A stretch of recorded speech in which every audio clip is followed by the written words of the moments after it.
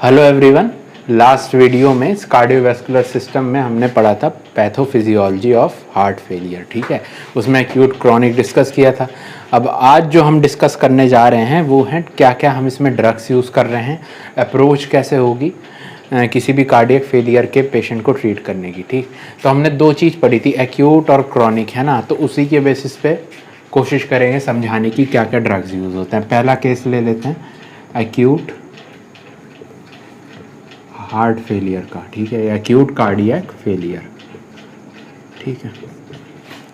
हमने इसमें क्या पढ़ा था, इसमें क्या बेसिक चीज़ थी, इसमें ये था कि क्या हो रहा था कि तुम्हारे जो कार्डियक सेल्स थे उसमें क्या हो रहा था, नेक्रोसिस हो रहा था। उसकी वजह से हार्ट का कॉन्ट्रैक्शन खत्म हो गया था, यानी कॉन्ट्रैक्टिलिटी कम हो गई थी।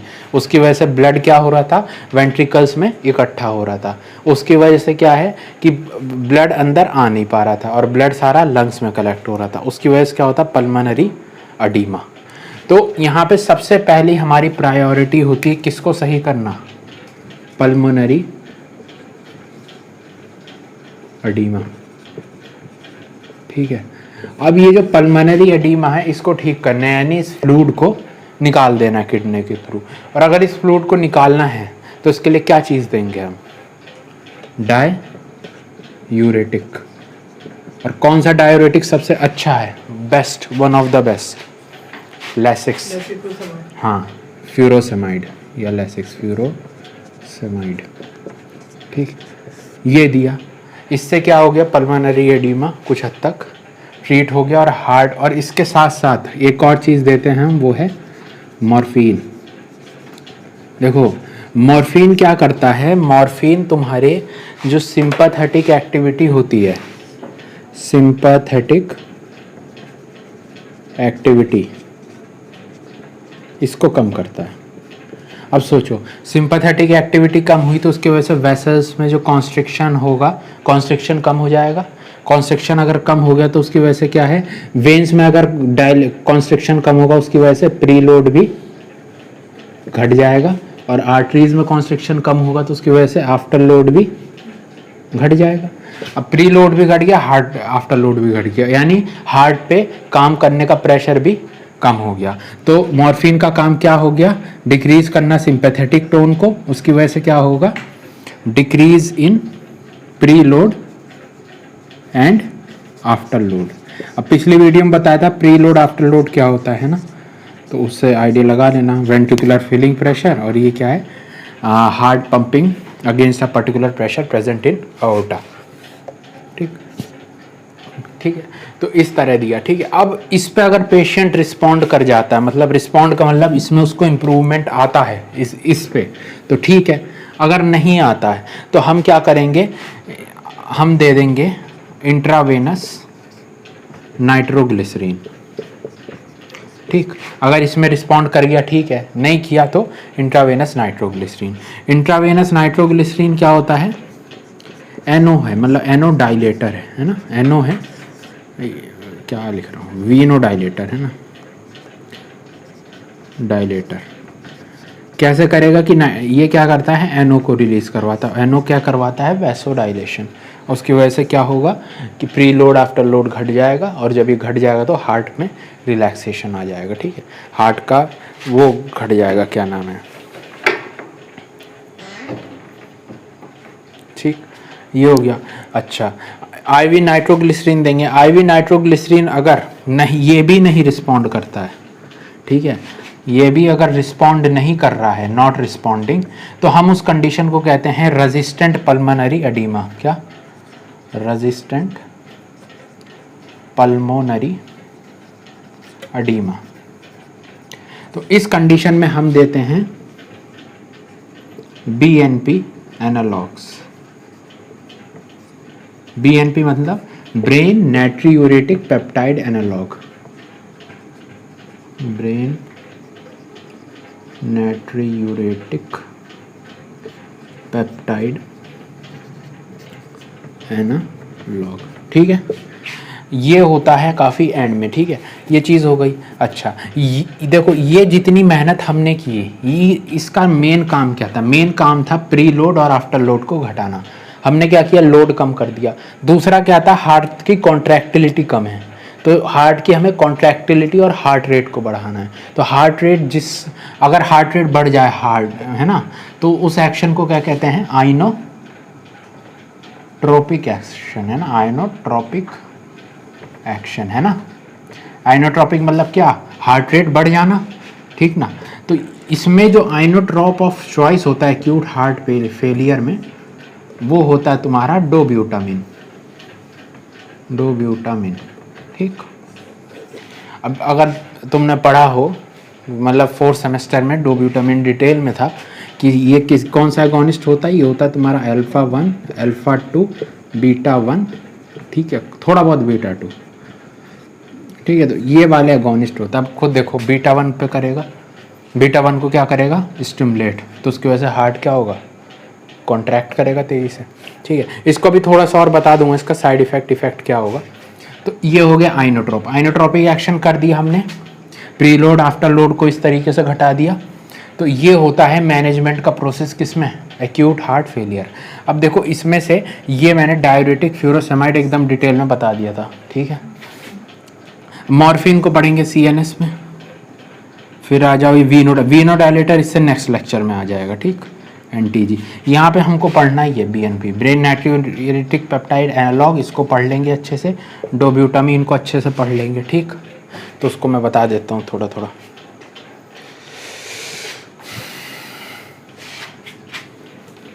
ठीक, ये लिख लिया ना।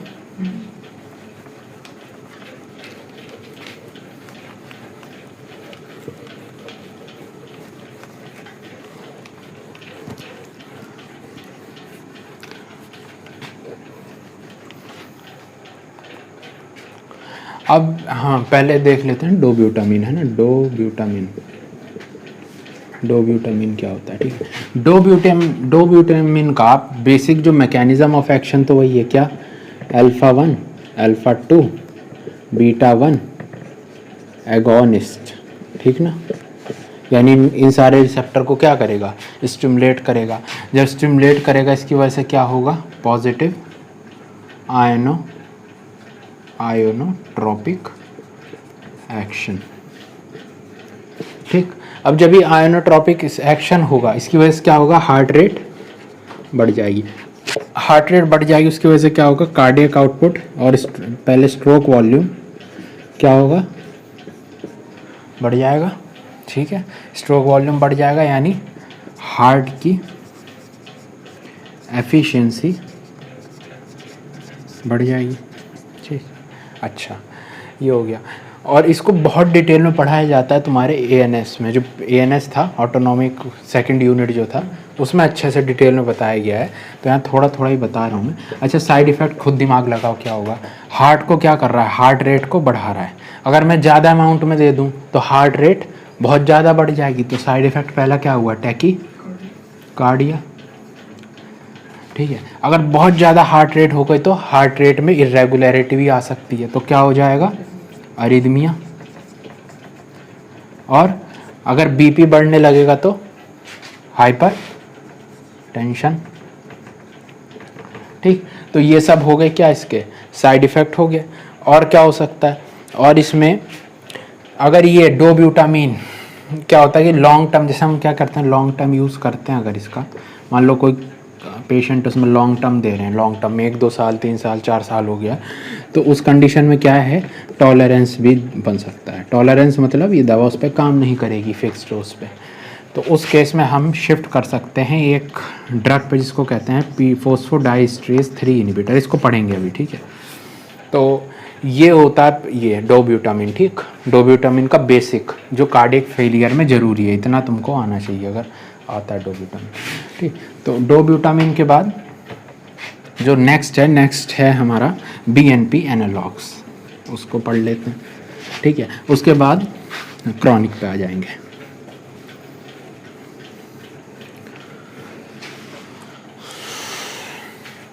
नेक्स्ट क्या था, BNP, brain natriuretic peptide analogue, ठीक है। अब ऐसा सोचो कि क्या हुआ है कि नॉर्मली क्या होता है, नॉर्मल पहले इसकी फिजियोलॉजी समझो। फिजियोलॉजी में क्या, जैसे मान लो ब्लड वॉल्यूम बढ़ा हुआ है, ठीक है, ब्लड वॉल्यूम, उसकी वजह से क्या होगा, बीपी बढ़ा होगा, ठीक है, ब्लड वॉल्यूम बढ़ेगा, बीपी बढ़ेगा। अगर बीपी बढ़ेगा तो वेसल्स की वॉल में स्ट्रेचिंग होगी। अगर वेसल्स की वॉल में स्ट्रेचिंग होगी, वेसल वॉल में क्या हो रही है, स्ट्रेचिंग, ठीक है। अगर ये हो रहा है तब देखो इससे क्या होता है। अब वेसल्स तो कई जगह है ना बॉडी में, तो मान लो एक केस लेते हैं हम किडनी का, किडनी, एक केस लेंगे हम एट्रिया, और एक केस लेंगे हम वेंट्रिकल्स ऑफ ब्रेन, ठीक है, जिसमें CSF इकट्ठा होता है, ठीक। तो ये क्या करेंगे, ये कुछ सब्सटेंस निकालते हैं उनका, देखो जैसे ही इनकी वेसल्स में, किडनी के ब्लड वेसल्स में स्ट्रेचिंग होगी तो वहाँ से निकलेगा तुम्हारा यूरोडाइलेटिन। क्या निकलेगा, यूरोडाइलेटिन। एट्रिया में स्ट्रेचिंग होगी तो एट्रिया से निकलेगा, ये सब ने पढ़ा है, एट्रियल नाइट्रियूरेटिक पेप्टाइड। और ब्रेन से निकलेगा क्या, ब्रेन नाइट्रियूरेटिक पेप्टाइड, ठीक। और ये क्या करेंगे सारे, ये कराएंगे तुम्हारा नाइट्रियूरेसिस, मतलब सोडियम का रिलीज विद वाटर, दोनों को यूरिन के थ्रू बाहर निकाल देंगे। कुल मिला के क्या करा रहे हैं, डाईयूरेसिस, ठीक। तो ये एक्शन होता है इनका। अच्छा, और एक एक्शन होता है कि ये तीनों क्या कराएंगे, वैसोडाइलेशन। अगर वैसोडाइलेशन करा देंगे तो उसकी वजह से क्या होगा, बीपी कम हो जाएगा। तो दो एक्शन हो गए, एक तो वॉल्यूम को कम किया और एक वैसोडाइलेशन किया, और इन दोनों की वजह से क्या होगा, बीपी कम हो गया, ठीक। तो ये हो गया इसका एक्शन। अब हमने क्या किया, इसी से दिमाग लगा के इससे रिलेटेड ड्रग बना दिए, ठीक है। जैसे यूरोडाइलेटिन का अलग ड्रग बनाया, ANP का अलग, BNP का अलग। तो अगर उसके जैसा एनालॉग दे देंगे, एक्शन क्या करेगा, एकदम वैसे ही करेगा जैसी है। तो क्या क्या था वो देखो, जैसे ये BNP है, BNP से हमने बनाया, इसको अलग से लिख दें, मिटा देता हूँ, है ना।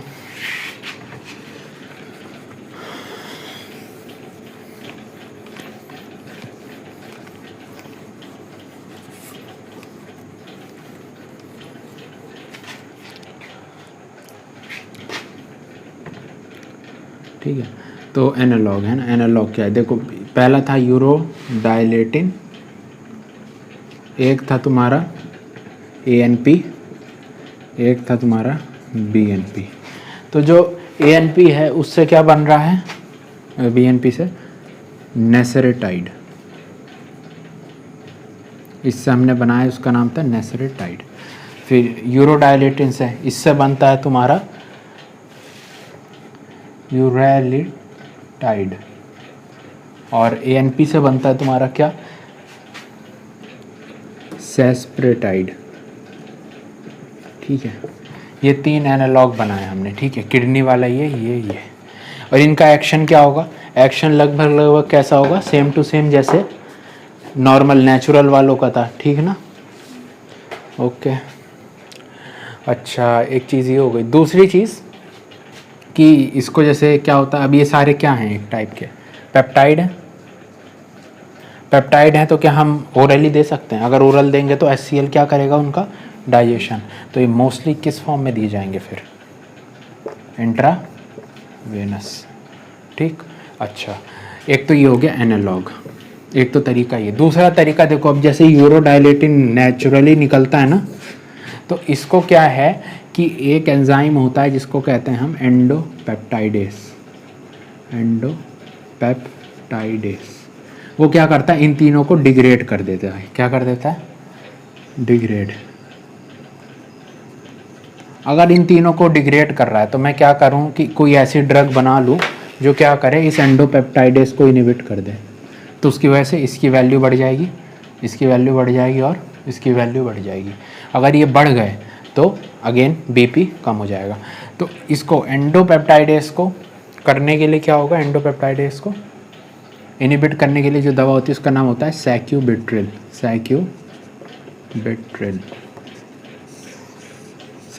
सैक्यूबिट्रिल को अलग से पढ़ेंगे आगे एंजाइना में और वहाँ सब।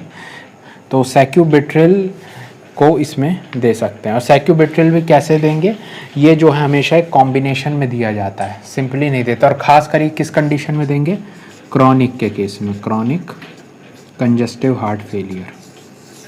ठीक, अच्छा। और ये किसके साथ देंगे उसको समझो, ये देते हैं हमेशा तुम्हारे,